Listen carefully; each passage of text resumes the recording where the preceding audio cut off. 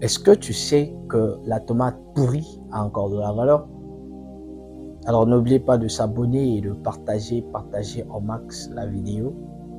Alors cette semaine, j'ai eu une conversation avec une personne qu'on appelle par la tomate pourrie.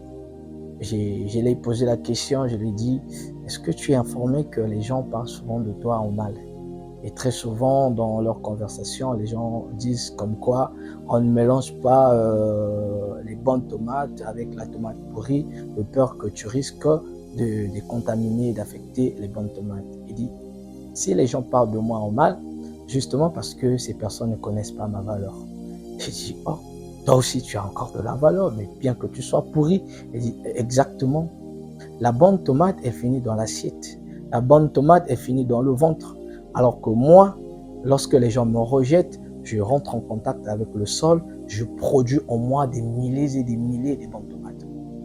Et si moi, je n'existais pas, la race des tomates devait non plus exister. J'ai dit, waouh! Et par là, je comprends qu'il y a certaines personnes qui n'acceptent pas toujours le rejet et le mépris des autres. Il y a certaines personnes qui sont attachées à leur passé. Il y a certaines personnes qui sont restées scotchées à des relations qui leur font plus du mal que du bien.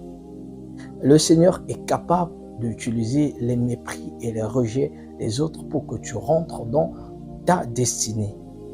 Si la tomate pourrie a besoin de rentrer en contact avec le sol pour produire en elle des milliers et des milliers de bonnes tomates, toi aussi tu as besoin de rentrer en contact avec le sol pour que tu puisses vivre ce que Dieu a prédestiné pour toi. Et laisse-moi te dire une chose, pour toi, le sol, c'est la parole de Dieu, le sol, c'est la présence de Dieu. Tu as besoin de rester scotché, attaché à Dieu. Et toi qui es découragé par les mépris et par les rejets des autres, laisse-moi te dire que Dieu n'a pas encore fini d'écrire une belle histoire dans ta vie. Et ces gens-là, ces personnes qui t'ont rejeté aujourd'hui, ces personnes qui te méprisent aujourd'hui, seront les mêmes personnes qui vont t'acclamer demain. Alors reste attaché à Dieu et lève-toi et marche. Que Dieu te bénisse.